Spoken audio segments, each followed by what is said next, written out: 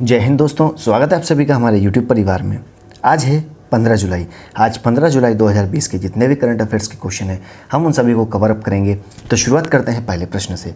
आज का पहला प्रश्न है, भारत के किस राज्य में भारत का एकमात्र गोल्डन बाघ देखा गया है? या भारत के किस राज्य में जो कि देश का एकमात्र गोल्डन बाघ है उसे देखा गया है?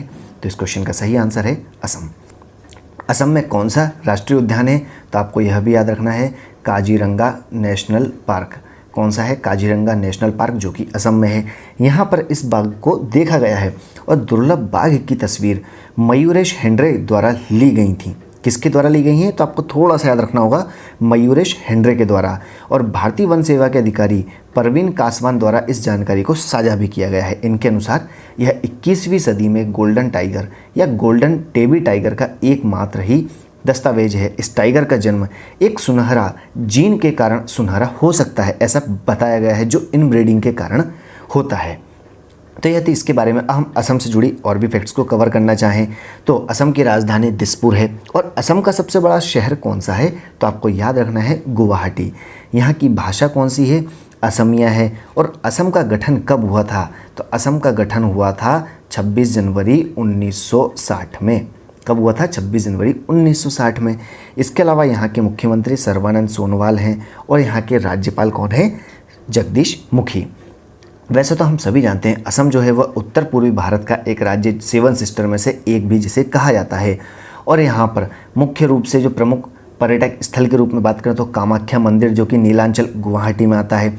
इसके साथ ही कारेंग घर जिसे कहा जाता है अहोम राजा का महल, देवी डोल जिसे शिव सागर कहा जाता है, राजाओं के मैदान, रंग घर, तलातल घर, कलिया भोमोरा सेतु। कौन सा है? आपको याद रखना है। सेतु के ऊपर कई बार क्वेश्चन पूछा भी गया है कि कलिया या कालिया भोमोरा सेतु कहाँ है, तो आपको याद रखना है असम में है। इसके साथ ही डिब्रूगढ़ का एक चाय बागान जो कि काफ़ी फेमस है और असम की चाय और एक सींग वाले गैंडे के लिए काफ़ी फेमस है। ठीक है। असम शब्द जो है वह संस्कृत से लिया गया है। कुछ लोगों की मान्यता है कि आसाम संस्कृत शब्द के अस्म अथवा अस्मा शब्द जिसका अर्थ असमान है का अपभ्रंश होता है, इसी से यह लिया गया है। अगले प्रश्न की ओर बढ़ते हैं। अगला प्रश्न है वॉन करमन पुरस्कार 2020 के लिए। क्या है आपसे कि वॉन करमन पुरस्कार 2020 के लिए किस भारतीय को नामित किया गया है? काफ़ी इंपॉर्टेंट क्वेश्चन है दोस्तों। आपसे क्या पूछा गया है कि वॉन करमन पुरस्कार 2020 के लिए किस भारतीय को नामित किया गया है? तो इस क्वेश्चन का सही आंसर क्या होगा? के सिवान। के सिवान को तो हम सभी जानते हैं, ये किसके प्रमुख हैं? तो ये इसरो, ठीक है, इसरो प्रमुख डॉक्टर कैलाश वासुदेवन। आपको इनका पूरा नाम भी याद रखना है। कैलाश वासुदेवन को इंटरनेशनल एकेडमी ऑफ एस्ट्रोनॉटिक्स के 2020 वॉन करमन पुरस्कार के प्राप्तकर्ता के रूप में चुना गया है। पुरस्कार जो कि अकादमी का सबसे बड़ा गौरव है। और यह कब प्रदान किया जाएगा? तो मार्च 2021 में यह प्रदान किया जाएगा। चार्ल्स इलाची पुरस्कार के पहले प्राप्तकर्ता हैं। अगर आपसे पूछा जाता है कि वॉन करमन पुरस्कार पहली बार किसे दिया गया था, तो यह चार्ल्स इलाची को दिया गया था, जिसका नाम थियोडोर वॉन करमन के नाम पर रखा गया था, जो कि एक एरोस्पेस इंजीनियर हैं। जो वॉन करमन साहब थे ये ऑलरेडी एरोस्पेस इंजीनियर थे और इन्हीं के नाम पर रखा गया है। और के सिवान कौन है? तो ये इसरो के चेयरमैन हैं। हम अगले प्रश्न की ओर बढ़ते हैं कि किस राज्य ने रोको टोको अभियान को प्रारंभ करने की घोषणा की है? क्या आपसे पूछा जा रहा है कि किस राज्य ने रोको टोको अभियान को प्रारंभ करने की घोषणा की है? तो इस क्वेश्चन का सही आंसर होगा मध्य प्रदेश। क्या आंसर है इसका? मध्य प्रदेश। किस अभियान के लिए? रोको टोको अभियान को प्रारंभ करने की घोषणा मध्य प्रदेश ने की है। ठीक है। कुशल श्रमिकों के लिए रोजगार सेतु योजना भी इसके साथ ही प्रारंभ की गई है। इसके अलावा जीवन शक्ति योजना प्रारंभ की गई है, जिसके तहत मास्क महिलाओं द्वारा बनाया जाएगा और उन्हें प्रत्येक मास्क के लिए 11 रुपये कीमत प्रदान की जाएगी। इसके अलावा संकल्प योजना जो कि उमरिया जिले में प्रारंभ की गई है, जिसका उद्देश्य बुजुर्गों को सहायता प्रदान करना है। बुजुर्गों को सहायता प्रदान करने के लिए संकल्प योजना किस राज्य में प्रारंभ की गई है? तो आपको यह भी याद रखना है कि यह एमपी में प्रारंभ की गई है। मध्य प्रदेश के मुख्यमंत्री शिवराज सिंह चौहान हैं। इसके अलावा यहाँ के राज्यपाल कौन हैं? तो फिलहाल अतिरिक्त कार्यभार दे रखा है आनंदीबेन पटेल को, जो कि उत्तर प्रदेश की राज्यपाल हैं। अगले प्रश्न की ओर बढ़ते हैं। हाल ही में यूएन के द्वारा हाल ही में यूएन के द्वारा विश्व मलाला दिवस कब मनाया गया है? बहुत ही महत्वपूर्ण प्रश्न है दोस्तों। आपसे क्या पूछा जा रहा है कि विश्व मलाला दिवस कब मनाया गया है? मलाला दिवस को 12 जुलाई को मनाया गया है। अब इसके बारे में विस्तृत रूप से चर्चा करते हैं। दरअसल इसी दिन अर्थात 12 जुलाई 2013 को संयुक्त राष्ट्र महासभा के विशेष सत्र में उन्होंने संबोधित किया था और यह दिन कब रहता है? 12 जुलाई को इनका बर्थडे भी रहता है। ठीक है, और ये कहाँ की रहने वाली हैं? तो पाकिस्तान की रहने वाली हैं। दरअसल ये चर्चा में कब आई थी? जब लड़कियों की शिक्षा के लिए आवाज़ उठाने के कारण तालिबान ने उन्हें 2012 में गोली मार दी थी और उस दौरान वे बच गई थीं और अब वे दुनिया भर में लड़कियों की शिक्षा को लेकर जागरूकता फैलाती रहती हैं। इसके अलावा Yusuf Malala international best seller I am Malala नामक पुस्तक की वे सह लेखिका भी रही हैं और 19 दिसंबर 2011 को, आपको ये डेट इंपॉर्टेंट याद रखना है कि 19 दिसंबर 2011 को उन्हें राष्ट्रीय शांति पुरस्कार भी प्रदान किया गया था। अगले प्रश्न की ओर बढ़ते हैं कि हाल ही में गूगल के सीईओ ने भारत में कितनी रकम निवेश करने का ऐलान किया है? काफ़ी इम्पोर्टेंट प्रश्न है। हाल ही में गूगल के सीईओ ने भारत में कितनी रकम निवेश करने का ऐलान किया है? तो जैसा कि इसके ऊपर आपको एक वीडियो भी प्रोवाइड किया गया है जिसकी लिंक आपको डिस्क्रिप्शन में मिल जाएगी, तो आप वहां से भी देख सकते हैं, जिसमें विस्तृत रूप से इसके बारे में बताया गया है। तो इस क्वेश्चन का सही आंसर है 10 अरब डॉलर। जैसा कि यह ऐलान गूगल और अल्फ़ाबेट के सीईओ सुंदर पिचाई के द्वारा किया गया है और सुंदर पिचाई ने कहा है कि $10 बिलियन अर्थात 75,000 करोड़ रुपए का निवेश अगले 5 से 7 सालों में किया जाएगा, जो कि सालाना गूगल फॉर इंडिया इवेंट के दौरान ऐसी बात कही गई है। और यह कार्यक्रम पहली बार डिजिटल तरीके से हुआ है क्योंकि यह सब कोरोना की वजह से ही हो रहा है और इसमें कुल मुख्य रूप से 4 क्षेत्रों में निवेश किया जाएगा।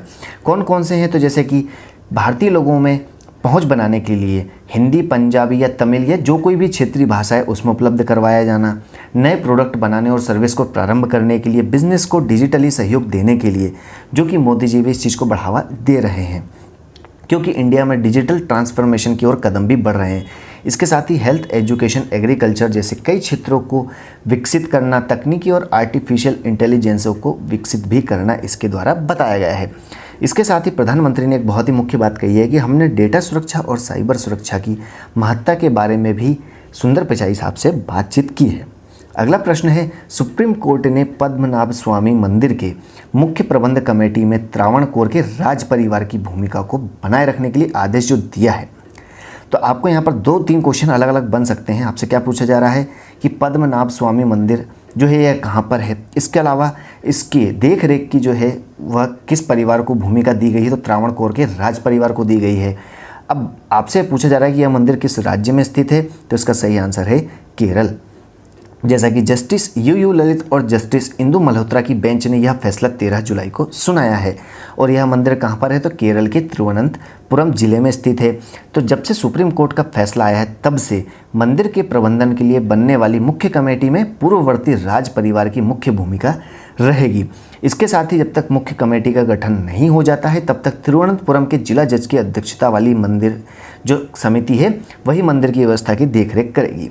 दूसरा फैक्ट आता है, किस देश का सबसे धनी मंदिर बताया जाता है? पद्मनाभ अर्थात विष्णु का मंदिर। और इस भव्य मंदिर का पुनर्निर्माण कब हुआ था? तो यह 18वीं शताब्दी में त्रावणकोर के शाही परिवार के द्वारा कराया गया था।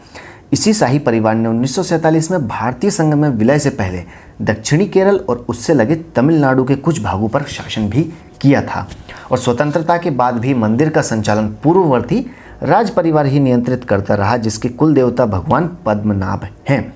यह मंदिर देश के सबसे धनी मंदिरों में से एक माना जाता है। वर्ष 2011 में यह चर्चा में आया था क्योंकि इसकी तिजोरियों से निकली करीब 1 लाख करोड़ की संपत्ति और आभूषण बताए गए थे। अभी तक इसकी एक तिजोरी यानी वॉल्ट भी अभी तक नहीं खुल पाई है और स्थानीय लोग एवं पुजारी मानते हैं कि मंदिर की भी तिजोरी शापित है, इसलिए हम उसे अभी तक खोल नहीं पाए हैं। अगले प्रश्न की ओर बढ़ते हैं। हाल ही में EIU अर्थात इकोनॉमिस्ट इंटेलिजेंस यूनिट द्वारा जारी कैंसर नियंत्रण की तैयारी में 10 एशिया पैसिफिक देशों की रैंकिंग में भारत को कौन सा स्थान प्रदान किया गया है? आपको यह बताना है कि 10 पैसिफिक एशिया देशों के रैंकिंग में भारत को कौन सा स्थान प्राप्त हुआ है? किसके बारे में बात कर रहे हैं यहाँ पर? कैंसर नियंत्रण के बारे में। तो इस क्वेश्चन का सही आंसर क्या होगा? तो इस क्वेश्चन का सही आंसर है ऑप्शन डी। ऑप्शन डी क्या कहता है? 8वां स्थान। इस रिपोर्ट का पूरा नाम क्या है? तो एशिया प्रशांत में कैंसर की तैयारी, सार्वभौमिक कैंसर नियंत्रण के लिए प्रगति है। अर्थात हम कैंसर मरीजों के इलाज की तैयारी के मामले में किस स्तर पर हैं, कहा गया है। इस रिपोर्ट में कुल 10 एशियाई प्रशांत देश शामिल किए गए हैं। अब वो कौन कौन से हैं, तो एक नज़र हम उस पर भी डाल लेते हैं। पहला आता है Australia, China, India, Indonesia, Japan, Malaysia, Philippines, south Korea, दक्षिण कोरिया, थाईलैंड और वियतनाम। यह कुल 10 देश हैं जो इसमें शामिल किए गए हैं। पहले नंबर पर कौन सा आता है? तो ऑस्ट्रेलिया, सेकंड पर साउथ कोरिया और 8 नंबर पर आता है भारत। अब EIU का मुख्यालय कहाँ पर है? तो हमें यह भी याद रखना है, यह लंदन में है, जो कि यूनाइटेड किंगडम में आता है। इसके अलावा इसके प्रबंध निदेशक या CEO रॉबिन बेव हैं। अगला प्रश्न है, एशिया कप 2020 कब तक के लिए स्थगित कर दिया गया है? जैसा कि जब से कोरोना आया हुआ है तब से इसने भारत के साथ साथ पूरे विश्व की हालत को ख़राब कर रखा है। इसकी वजह से कई चीज़ें बिगड़ती जा रही हैं, हालात बिगड़ रहे हैं, बड़े बड़े आयोजनों को भी रद्द करना पड़ रहा है। उन्हीं में से एक था एशिया कप 2020, जिसे जून 2021 तक के लिए स्थगित कर दिया गया है। और यह किसके द्वारा लिया गया है फैसला? तो एशियाई क्रिकेट परिषद ACC ने कोविड-19 के चलते इसे स्थगित कर दिया गया है, जिसका आयोजन इस साल सितंबर में होना था पाकिस्तान में, लेकिन सुरक्षा की वजह से श्रीलंका में होने की उम्मीद भी जताई गई थी। लेकिन अब इसका आयोजन अगले साल श्रीलंका में किया जाएगा। नेक्स्ट क्वेश्चन है, क्वेलकॉम वेंचर्स कंपनी ने जियो प्लेटफॉर्म में 0.15 हिस्सेदारी के लिए कितने करोड़ रुपए का निवेश हाल ही में किया है? क्या आपसे पूछा जा रहा है कि हाल ही में क्वालकॉम के द्वारा जियो प्लेटफॉर्म में 0.15 हिस्सेदारी के लिए कितने करोड़ रुपए का निवेश किया गया है? तो इस क्वेश्चन का सही आंसर क्या होगा? तो इस क्वेश्चन का सही आंसर है 730 करोड़ रुपए। जियो प्लेटफॉर्म ने 12 सप्ताह के भीतर यह 13वां सबसे बड़ा निवेश किया है। रिलायंस इंडस्ट्री और जियो प्लेटफॉर्म ने 12 जुलाई को अपने एक बयान में यह बात कही गई है और कंपनी की कुल वैल्यू 4.91 लाख करोड़ रुपए रखी गई है और इसी आधार पर 0.15% इन्वेस्टमेंट क्वालकॉम वेंचर्स के द्वारा किया गया है। इसके साथ ही इसमें सबसे बड़ा निवेश किसके द्वारा किया गया है? तो हमें याद रखना है कि फेसबुक के द्वारा किया था, जिसका जियो में 9.99% अर्थात 43,573.62 करोड़ रुपए का निवेश शामिल है। और अब तक किन किन कंपनियों में जियो में निवेश किया है तो हम उनके बारे में बात कर लेते हैं। इनमें प्रमुख आती है Facebook, Silver Lake, Vista Equity, General Atlantic, KKR, Mubadala, Silver Lake, Abu Dhabi Investment, TPL Catterton, PIF, Intel Capital और क्वालकॉम वेंचर। यह प्रमुख कंपनियां रही हैं जिन्होंने जियो में निवेश किया है। अगला प्रश्न है, दूध और डेयरी उत्पादों को बढ़ावा देने के लिए, इसके साथ ही उनकी शुद्धता सुनिश्चित करने के लिए हाल ही में किस राज्य ने प्योर फॉर श्योर, कौन सा अभियान है, प्योर फॉर श्योर अभियान को प्रारंभ किया है? तो इस क्वेश्चन का सही आंसर क्या है? राजस्थान। जैसा कि राजस्थान सरकार द्वारा दुग्ध उत्पाद एवं डेयरी उत्पादों की शुद्धता को सुनिश्चित करने के लिए प्योर फॉर श्योर अभियान को प्रारंभ करने की घोषणा की गई है। राजस्थान के मुख्यमंत्री कौन है? तो अशोक गहलोत और यहाँ के राज्यपाल कलराज मिश्र हैं। लेकिन हमें साथ साथ यह भी याद रखना है क्योंकि राजस्थान जो है वह अभी चर्चा में बना हुआ है, क्योंकि वहाँ पर पॉलिटिकल क्राइसिस चल रही है, जिसकी वजह सिर्फ एक ही है कि CM अशोक गहलोत और डिप्टी CM सचिन पायलट के बीच टेंशन बताई गई है और कई मनभेद या मतभेद भी बताए जा रहे हैं, जिसकी वजह से यहाँ की सरकार संकट में आ गई है। और हाल ही में सचिन पायलट को डिप्टी CM पद और राजस्थान कांग्रेस के अध्यक्ष पद से भी हटा दिया गया है। अगले प्रश्न की ओर बढ़ते हैं।